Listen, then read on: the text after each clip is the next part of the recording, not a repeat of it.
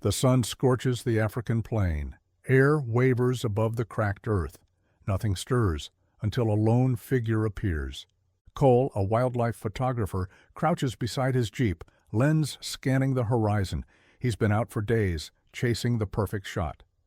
But what he finds today isn't what he expected. A shape in the distance, barely more than a shadow slumped against a termite mound. Cole adjusts his camera, zooms, then freezes. It's a lion, but not like any he's seen. The massive cat is skeletal, ribs sharp beneath patchy fur, one eye swollen shut. Flies swarm around blood-crusted wounds. It doesn't move, doesn't flinch. It should be dead. Cole lowers his camera, slowly approaches, boots crunching over brittle grass. His hand hovers near the tranq gun slung at his belt. But the lion doesn't react. 10 feet, 5. Then it lifts its head, not to growl, not to roar, just to look. Their eyes meet, man and beast, tangled in a silence so thick it drowns out the cicadas. Cole's instincts scream to back away, but something in that stare stops him cold. Not fear, not aggression, something closer to surrender. He whispers, "What happened to you?" The lion blinks slowly, then lets its head fall back into the dirt. Cole backs off, carefully, returns to his jeep. He radios the reserve. Static. No response. Signal's too weak this far out.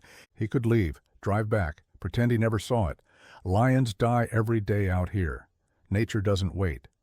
But Cole doesn't move. Instead, he rummages through the back of his truck, finds leftover jerky and a canteen. He returns, this time crouching at a distance. He lays the food on a flat rock and pours water into a cracked bowl. The lion doesn't move. Cole watches for nearly an hour. Nothing. He leaves, but he doesn't drive far. That night, under a blanket of stars, Cole camps nearby. His camera sits unused beside him. The only thing he photographs is a quiet bowl and untouched jerky. By morning, the food is gone. So is the lion. Cole thinks it's over, until he hears it, slow, dragging steps through the tall grass. The lion returns. It stands a few feet away, swaying. Still weak, still wounded, but its eyes are locked on him. Cole sets the camera down and kneels again. "I'm not going anywhere," he murmurs. The lion doesn't approach, but it doesn't leave. He sets more food out, water, moves a little closer. By evening, the lion has eaten again. Not much, but enough to stay standing. Cole documents everything, every bite, every breath. But this isn't for publication. It's something else now. A man, a lion. Two survivors in a world that rarely forgives weakness. Cole knows he can't save it. But he also knows one thing for sure. He can't walk away. The mornings come slower now. Cole wakes before the sun. Each day begins the same. Water, food, distance. And every day the lion, Tao, as Cole now calls him, returns. Slower than before, but stronger, bit by bit. Tao never comes too close. But he's watching, always watching. Cole documents everything, notes, photos, video, but none of it feels like work anymore. It's not for publication. It's for proof. Proof that something unbelievable is happening between man and beast. On the 5th morning, Tao limps into camp without hesitation. He doesn't flinch when Cole sets the water closer, doesn't growl when he kneels nearby, just drinks, slowly, deliberately, never breaking eye contact. It's trust. Fragile, earned, not given. Cole radios base again. Still nothing. The reserve is too vast and he's too deep in its fringes. He could pack up, head for a ranger station, and bring help. But something holds him back. If he leaves and Tao disappears again, that's it. No one will believe him. No one will find the lion in time. And Cole knows what happens when predators weaken, scavengers move in, or worse, rival males. So he stays. The camp becomes a rhythm. Cole eats simple, sleeps with one eye open, writes in a leather-bound notebook he hasn't touched since his father died, filled now with sketches, observations, questions. Tao watches him work. Sometimes he disappears into the bush for hours, once an entire day. Cole waits, stomach knotted. When Tao returns, his fur is marked with new scratches, but he's walking taller. He's healing. Cole starts speaking aloud, rambling mostly, talking about past shoots, about his brother, about why he left home. Tao listens, doesn't respond, but there's something in the way his ears twitch, the way his head tilts when Cole's voice breaks mid-sentence. That night, the sky cracks open. A sudden storm roars in, lightning slicing the horizon. Cole grabs a tarp, covers the food stash, secures the camera gear. Thunder shakes the ground. He turns and sees Tao, low to the ground, soaked and trembling under a tree. Not from fear, from cold. Cole makes a choice. He steps into the storm, moves to Tao slowly, arms raised, voice low. The lion doesn't move. Cole kneels. He lifts the tarp just enough to drape over both of them. They sit together, rain hammering down, two silhouettes in the dark. Water streams down Tao's mane. His breathing slows. Cole leans back against the trunk, pulse racing, heart thudding in his ears. He knows how wrong this is, how dangerous. But somehow, it feels right. In the jungle, everything is earned. And tonight, under stormlight, a man and a lion earn something rare: shelter, silence, solidarity. When morning comes, the tarp is gone, but Tao is still there, sitting beside him. Days turn to weeks. Tao no longer limps. His ribs have softened beneath new muscle. His eye, once swollen shut, opens fully now, clear, sharp, alert. He walks with purpose. He eats with strength. But he still returns. Every evening, just as the sun bleeds into the earth, Tao circles Cole's camp. Not too close, not far, watching, listening. A presence more than a pet, never tame, always wild.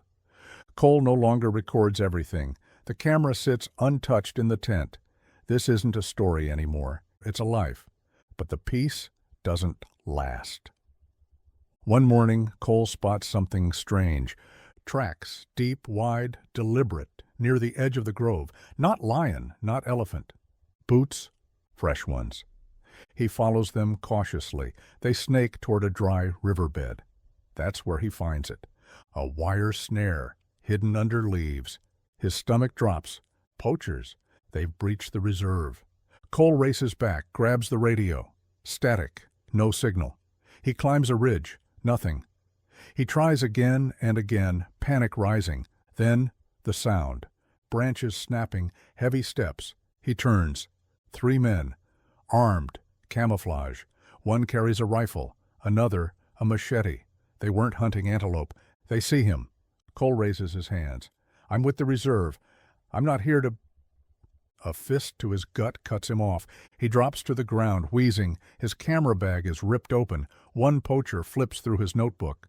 Look at this, he sneers. He's been tracking a lion. The leader steps forward. Where is it? Cole doesn't answer.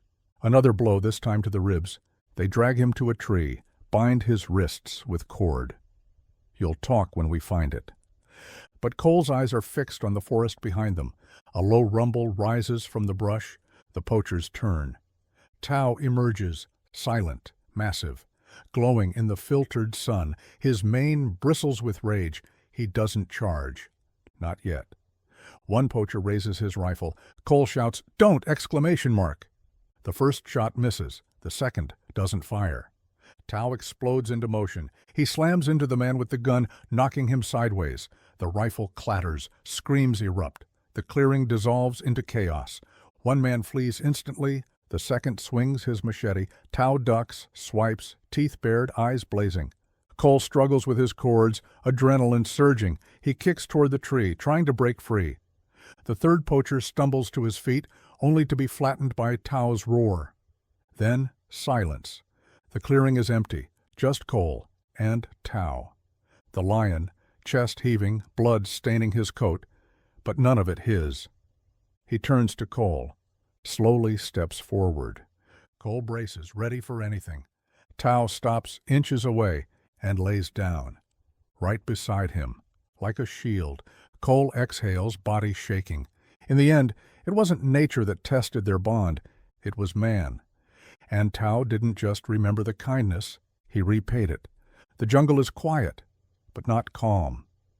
Cole kneels beside Tao, hands finally free.